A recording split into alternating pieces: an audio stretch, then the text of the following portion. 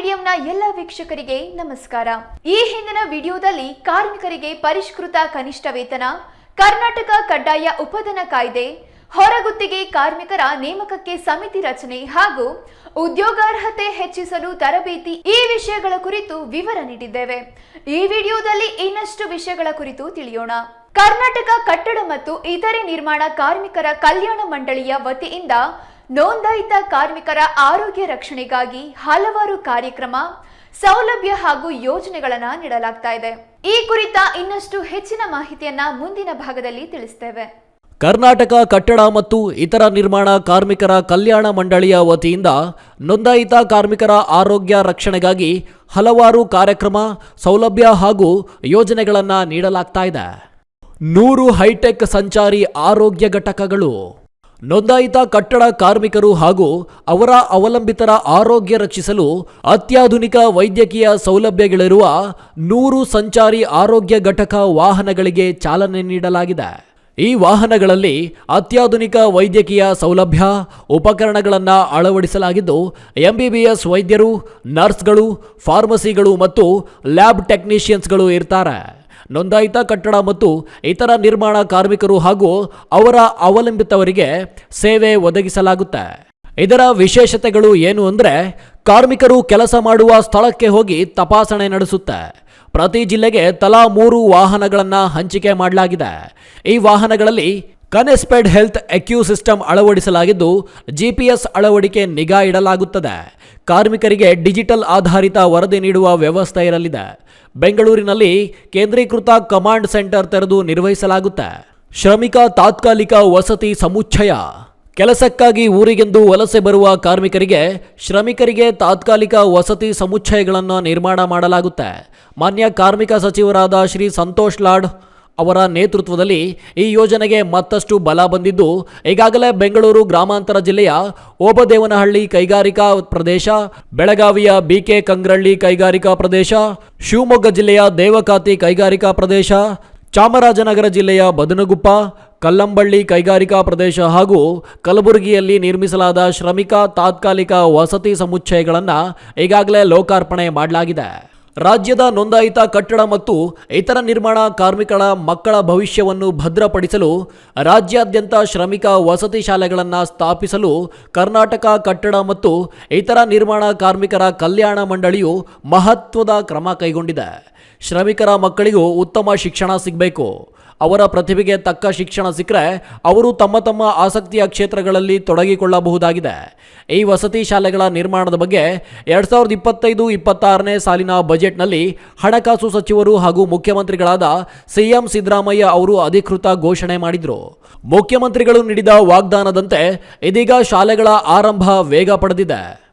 ನಾಡಿನ ನೋಂದಾಯಿತ ಕಟ್ಟಡ ಕಾರ್ಮಿಕರ ಮಕ್ಕಳಿಗೆ ಉಜ್ವಲ ಭವಿಷ್ಯ ರೂಪಿಸಬೇಕು ಎಂಬುದು ಕಾರ್ಮಿಕ ಸಚಿವ ಸಂತೋಷ್ ಲಾಡ್ ಅವರ ಆಶಯ. ಇದೀಗ ಅವರ ಮಾರ್ಗದರ್ಶನದಲ್ಲಿ ಈ ಯೋಜನೆ ರೂಪುಗೊಂಡಿದೆ. ಈ ಯೋಜನೆಯನ್ವಯ ಈ ಶ್ರಮಿಕ ವಸತಿ ಶಾಲೆಗಳು ಮೊರಾರ್ಜಿ ದೇಸಾಯಿ ವಸತಿ ಶಾಲೆಗಳ ಮಾದರಿಯಲ್ಲೇ ನಿರ್ಮಾಣವಾಗಿದೆ. ಬೆಂಗಳೂರು ನಗರ ಸೇರಿದಂತೆ ರಾಜ್ಯದ 31 ಜಿಲ್ಲೆಗಳಲ್ಲಿಯೂ ಸಹ 6ರಿಂದ 12ನೇ ತರಗತಿವರೆಗೆ ವಸತಿ ಶಾಲೆಗಳನ್ನು ಆರಂಭಿಸಲಾಗುವುದು. ಈಗಾಗಲೇ ಸಚಿವರ ನೇತೃತ್ವದಲ್ಲಿ ಈ ವಿಷಯವಾಗಿ ಹಲವು ಸುತ್ತಿನ ಸಭೆಗಳಾಗಿದ್ದು ಯೋಜನೆಯ ರೂಪುರೇಷೆಗಳನ್ನು ಸಿದ್ಧಪಡಿಸಲಾಗ್ತಾ ಇದೆ. ಆರ್ಥಿಕ ತೊಂದರೆಯಿಂದ, ಶಿಕ್ಷಣದಿಂದ ವಂಚಿತವಾಗುವ ನೋಂದಾಯಿತ ವಲಸೆ ಕಟ್ಟಡ ಕಾರ್ಮಿಕರ ಮಕ್ಕಳಿಗೆ ಈ ಯೋಜನೆ ವರದಾನವಾಗಲಿದ್ದು, ಬಾಲಕಾರ್ಮಿಕ ಪದ್ಧತಿಗೆ ಸಹ ಈ ಯೋಜನೆ ಅಂತ್ಯ ಹಾಡಲಿದೆ. ಇನ್ನು ರಾಜ್ಯದ ಎಲ್ಲ ಜಿಲ್ಲೆಗಳಲ್ಲಿ ತಲಾ 1 ಶ್ರಮಿಕ ವಸತಿ ಶಾಲೆ ಆರಂಭಿಸಲು ಮುಖ್ಯಮಂತ್ರಿ ಸಿದ್ದರಾಮಯ್ಯ ಅವರ ನೇತೃತ್ವದಲ್ಲಿ ನಡೆದ ಸಚಿವ ಸಂಪುಟ ಅನುಮೋದನೆ ನೀಡಿದೆ. ಈ ಶಾಲೆಗಳಿಗೆ 1125.25 ಕೋಟಿ ರೂಪಾಯಿ ಮಂಜೂರು ಮಾಡಲಾಗಿದೆ. ಇನ್ನು ಧಾರವಾಡ ಮತ್ತು ಮೈಸೂರಿನಲ್ಲಿ ಕೌಶಲ್ಯ ತರಬೇತಿ ಕೇಂದ್ರ ಸ್ಥಾಪನೆಗೆ ಕಾರ್ಮಿಕ ಇಲಾಖೆಯ ಮತ್ತೊಂದು ಮಹತ್ವದ ಯೋಜನೆಗಳಲ್ಲಿ ಇದು ಒಂದು. ಸಚಿವ ಸಂತೋಷ್ ಲಾಡ್ ಅವರು ಈ ಕೇಂದ್ರಗಳ ಸ್ಥಾಪನೆಗೆ ಸಾಕಷ್ಟು ಕಾಳಜಿ ವಹಿಸಿದ್ದಾರೆ. ಹಣಕಾಸು ಮತ್ತಿತರ ಕಾರಣದಿಂದ ಕಟ್ಟಡ ಕಾರ್ಮಿಕರ ಮಕ್ಕಳು ಕೌಶಲ್ಯ ತರಬೇತಿಯಿಂದ ವಂಚಿತರಾಗಬಾರದು ಹಾಗೂ ಕೌಶಲ್ಯಾಭಿವೃದ್ಧಿ ಮತ್ತು ಉದ್ಯೋಗ ಪಡೆಯಲು ಅನುಕೂಲವಾಗಲು ಈ ಕೇಂದ್ರ ಆರಂಭಿಸಲಾಗ್ತಾ ಇದೆ. ಇನ್ನು ಈ ಕೌಶಲ್ಯ ತರಬೇತಿ ಕೇಂದ್ರಗಳನ್ನು ಖಾಸಗಿ ಸಂಸ್ಥೆಗಳ ಸಹಯೋಗದಲ್ಲಿ ಆರಂಭಿಸಲು ಉದ್ದೇಶಿಸಲಾಗಿದೆ. ನೋಂದಾಯಿತ ಕಟ್ಟಡ ಕಾರ್ಮಿಕರ ಅವಲಂಬಿತರು ಈ ತರಬೇತಿ ಪಡೆಯಬಹುದಾಗಿದೆ. ಪ್ರತಿಯೊಂದು ಕೇಂದ್ರಗಳಲ್ಲಿ electric, welding, plumbing, automation, building, vertical transparent installation, warehouse, business analyst, cyber security, graphic ಕೀ ಸೈನಿಂಗ್, ಮಾರ್ಕೆಟಿಂಗ್ ಮತ್ತು ಸಂವಹನ ಕೌಶಲ್ಯ ಉನ್ನತೀಕರಣ ಮುಂತಾದ ತರಬೇತಿಗಳನ್ನು ನೀಡಲಾಗುತ್ತೆ. ಕಟ್ಟಡ ಕಾರ್ಮಿಕರು ಶೈಕ್ಷಣಿಕ ಬೆಂಬಲ ಮತ್ತು ವೃತ್ತಿಪರ ತರಬೇತಿಯನ್ನು ಪಡೆಯಲು ಈ ಕೇಂದ್ರಗಳು ನೆರವಾಗುತ್ತೆ. 43 ಕಾರ್ಮಿಕ ಸೇವಾ ಕೇಂದ್ರಗಳ ಸ್ಥಾಪನೆ. ಕಾರ್ಮಿಕರು ಇರುವ ಸ್ಥಳದಲ್ಲೇ ಸರ್ಕಾರದ ಸೌಲಭ್ಯಗಳನ್ನು ಒದಗಿಸಲು ಅವಕಾಶ ದೊರೆಯುವಂತೆ 43 ಕಾರ್ಮಿಕ ಅಧಿಕಾರಿಗಳ ವ್ಯಾಪ್ತಿಯಲ್ಲಿ ಕೃತಕ ಬುದ್ಧಿಮತ್ತೆ ಆಧಾರಿತ ಕಾರ್ಮಿಕ ಸೇವಾ ಕೇಂದ್ರಗಳನ್ನು ಹಾಗೂ ಸಂಚಾರಿ ಕಾರ್ಮಿಕ ಸೇವಾ ಕೇಂದ್ರಗಳನ್ನು ಸಂವಿಧಾನ ಶಿಲ್ಪಿ ಭಾರತ ರತ್ನ ಡಾಕ್ಟರ್ BR ಅಂಬೇಡ್ಕರ್ ಅವರ ಹೆಸರಿನಲ್ಲಿ ಸ್ಥಾಪಿಸಲಾಗಿದೆ. ಕೇಂದ್ರಗಳ ವಿಶೇಷತೆಗಳು: ಕಟ್ಟಡ ಮತ್ತು ಇತರ ನಿರ್ಮಾಣ ಕಾರ್ಮಿಕರನ್ನು ನೋಂದಾಯಿಸಲು ಮತ್ತು ಅವರಿಗೆ ವಿವಿಧ ಸೌಲಭ್ಯಗಳನ್ನು ವಿತರಿಸಲು ಕೃತಕ ಬುದ್ಧಿಮತ್ತೆ ಆಧಾರಿತ ಕೇಂದ್ರಗಳು. ಈ ಕೇಂದ್ರಗಳಲ್ಲಿ ಎಲ್ಲ ಆಡಳಿತ ಮತ್ತು ಸೇವಾ ಸಂಬಂಧಿತ ಪ್ರಕ್ರಿಯೆಗಳನ್ನು ನಿರ್ವಹಿಸಲು ಏಕೀಕೃತ ಡಿಜಿಟಲ್ ವ್ಯವಸ್ಥೆಯನ್ನು ಅಳವಡಿಸಲಾಗುತ್ತೆ. ಇದರಿಂದ ಕಾರ್ಮಿಕರು ದಾಖಲೆಗಳನ್ನು ಅಪ್ಲೋಡ್ ಮಾಡಬಹುದು ಮತ್ತು ವಿವಿಧ ಸೇವೆಗಳ ಅರ್ಜಿಗಳ ಪ್ರಗತಿಗಳನ್ನು ಟ್ರ್ಯಾಕ್ ಮಾಡಬಹುದು. GIS ಮ್ಯಾಪಿಂಗ್ ಮತ್ತು ವೈಜ್ಞಾನಿಕ ಸುಂಕ ಸಂಗ್ರಹ. ಕಟ್ಟಡ ಮತ್ತು ಇತರೆ ನಿರ್ಮಾಣ ಕಾರ್ಮಿಕರ ಕಲ್ಯಾಣ ಮಂಡಳಿಯು 2007ರಿಂದ ನೋಂದಾಯಿತ ಫಲಾನುಭವಿಗಳಿಗಾಗಿ ವಿವಿಧ ಕಲ್ಯಾಣ ಮತ್ತು ಸಾಮಾಜಿಕ ಭದ್ರತಾ ಯೋಜನೆಗಳನ್ನು ಜಾರಿಗೊಳಿಸ್ತಾ ಇದೆ. ಈ ಯೋಜನೆಗಳಿಗಾಗಿ ಕೇಂದ್ರ ಹಾಗೂ ರಾಜ್ಯ ಸರ್ಕಾರಗಳಿಂದ ಪ್ರತ್ಯೇಕ ಅನುದಾನ ಲಭ್ಯವಿಲ್ಲ. ಆದಾಗ್ಯೂ ಕಟ್ಟಡ ಮತ್ತು ಇತರೆ ನಿರ್ಮಾಣ ಕಾರ್ಮಿಕರ ಕಲ್ಯಾಣ ಸುಂಕ ಕಾಯ್ದೆ 1996 ಮತ್ತು ನಿಯಮಗಳು 1998ರ ಪ್ರಕಾರ ಎಲ್ಲ ನಿರ್ಮಾಣ ಕಾಮಗಾರಿಗಳ ಒಟ್ಟು ವೆಚ್ಚದ ಮೇಲೆ 1% ಸುಂಕ ವಿಧಿಸಲು ಅವಕಾಶ ಕಲ್ಪಿಸಲಾಗಿದೆ. ಇನ್ನು ಈ ಮೂಲಕ ಸಂಗ್ರಹವಾಗುವ ಸುಂಕ ಮಂಡಳಿಯ ಸುಂಕ ನಿಧಿಗೆ ಜಮೆಯಾಗುತ್ತದೆ ಮತ್ತು ಇದರ ಆಧಾರದ ಮೇಲೆ ಕಲ್ಯಾಣ ಯೋಜನೆಗಳನ್ನು ಅನುಷ್ಠಾನಗೊಳಿಸಿ ಫಲಾನುಭವಿಗಳಿಗೆ ಸೌಲಭ್ಯಗಳನ್ನು ಒದಗಿಸಲಾಗುತ್ತೆ. ಫಲಾನುಭವಿಗಳಿಗೆ ಉತ್ತಮ ಕಲ್ಯಾಣ ಮತ್ತು ಸಾಮಾಜಿಕ ಭದ್ರತಾ ಸೌಲಭ್ಯಗಳನ್ನು ತಲುಪಿಸಲು ಸುಂಕ ಸಂಗ್ರಹಣೆಯನ್ನು ಹೆಚ್ಚಿಸುವುದು ಅಗತ್ಯವಾಗಿದೆ. ಇದಕ್ಕಾಗಿ ಆಧುನಿಕ ತಂತ್ರಜ್ಞಾನವನ್ನು ಬಳಸಿ ನಿರ್ಮಾಣ ಕಾಮಗಾರಿಗಳ ಮ್ಯಾಪಿಂಗ್, ಸುಂಕ ಟ್ರ್ಯಾಕಿಂಗ್ ಹಾಗೂ ಸುಂಕ ಸಂಗ್ರಹಣೆ ಸರಳೀಕರಣ ಮಾಡುವ ಕಾರ್ಯವನ್ನು ಮಂಡಳಿಯು ಕೈಗೊಂಡಿದೆ. ಈ ಉದ್ದೇಶಕ್ಕಾಗಿ ಕಾರ್ಮಿಕ ಸಚಿವ ಸಂತೋಷ್ ಲಾಡ್ ಅವರು ಹಿರಿಯ ಅಧಿಕಾರಿಗಳು ಹಾಗೂ ತಜ್ಞರೊಂದಿಗೆ ಹಲವು ಸಭೆಗಳನ್ನು ನಡೆಸಿ ಸೂಕ್ತ ಸಲಹೆಗಳನ್ನು ನೀಡಿದ್ದಾರೆ. ಮಂಡಳಿಯ ಸುಂಕ ಸಂಗ್ರಹಣೆಯ ಕಾರ್ಯಕ್ಷಮತೆಯನ್ನು ಹೆಚ್ಚಿಸಲು ಅನ್ನು ನೇಮಿಸಿಕೊಳ್ಳಲಾಗಿದೆ. ಈ PMU ಮಂಡಳಿಗೆ 2 ರೀತಿಯ ತಂತ್ರಜ್ಞಾನಗಳನ್ನು ಅಳವಡಿಸಿಕೊಳ್ಳಲು ಶಿಫಾರಸು ಮಾಡಿದೆ. ಸುಂಕ ಟ್ರ್ಯಾಕಿಂಗ್ ಮತ್ತು ಮಾನಿಟರಿಂಗ್ ಸಿಸ್ಟಮ್. ಮುಂದಿನ ದಿನಗಳಲ್ಲಿ ಸುಂಕ ಸಂಗ್ರಹಣೆಯನ್ನು ತ್ವರಿತ ಮತ್ತು ಕ್ರಮಬದ್ಧವಾಗಿ ಈ ವ್ಯವಸ್ಥೆಯನ್ನು ಅಳವಡಿಸಿಕೊಳ್ಳಲಾಗುವುದು. GIA ಆಧಾರಿತ ಉಪಗ್ರಹ ಮತ್ತು ಡ್ರೋನ್ ತಂತ್ರಜ್ಞಾನ. ಹಿಂದೆ ವಿವಿಧ ಕಾರಣಗಳಿಂದ ಮಂಡಳಿಗೆ ಜಮೆಯಾಗದಿದ್ದ ಸುಂಕದ ಮೊತ್ತವನ್ನು ಗುರುತಿಸಿ ವಸೂಲಿ ಮಾಡಲು ಈ ತಂತ್ರಜ್ಞಾನವನ್ನು ಅಭಿವೃದ್ಧಿಪಡಿಸಲಾಗುತ್ತೆ.